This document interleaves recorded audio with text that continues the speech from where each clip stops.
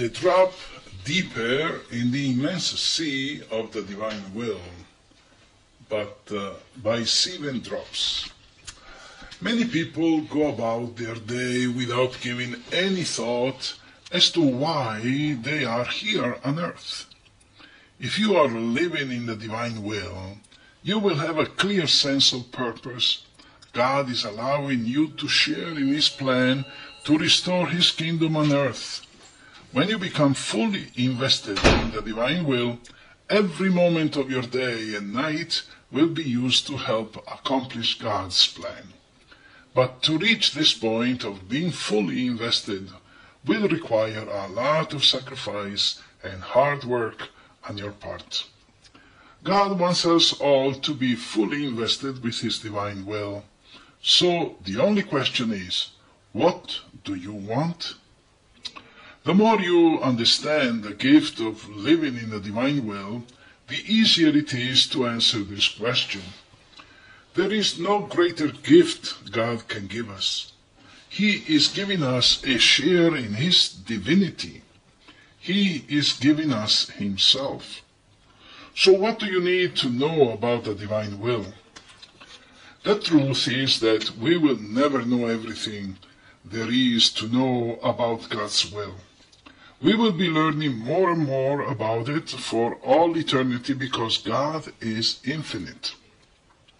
So where do we start? Louisa Piccarreta wrote 36 volumes about the gift of the divine will. The more you read, reread, and read again any portion of her work, the more you will learn about God's will. However, Louisa herself described her writings about the divine will as only the drops that fall off a person as she walks out of the ocean. These drops she compared to the interminable sea of truth about the divine will. To grow in the divine will, it is necessary to keep learning about the gift. But also it is necessary to keep doing your acts and rounds no matter what happens. Acts and rounds are the activity of someone living in the divine will. You can't live in the divine will if you are not doing the activity. At the most, you will only have your toe in the ocean of the divine will. If you are faithful in your activity, God will do what He promised He would do. God will purify you as He brings you deeper into His divine will. So you keep doing your acts and rounds in the divine will. If you are being persecuted, just keep doing your acts and rounds. If you are very sick, just keep doing your acts and rounds. If there are problems with your family, just keep doing acts and rounds. If you have doubts, just keep doing your acts and rounds. If your whole world seems turned upside down, just keep doing your acts and rounds. Whatever happens, just keep doing your acts and rounds. And things will happen.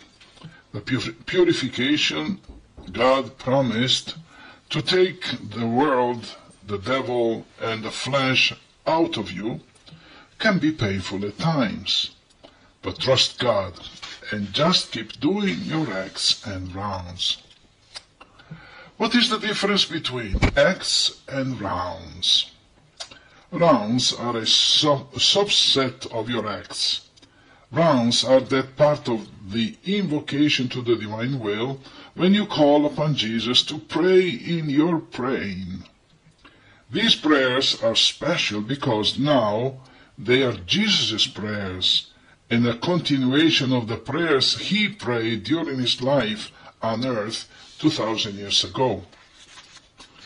The acts you do are a continuation of the acts Jesus did while He lived on earth. The essence of the gift of divine will is that by uniting your human will to the divine will in every moment, you will be allowing Jesus to have another life on this earth to continue the work of the redemption and sanctification in souls for the glory of the Father. Hard to believe? Not really. When you look at where we came from and where God wants us to return, to the order, the place, and the purpose for which we were created.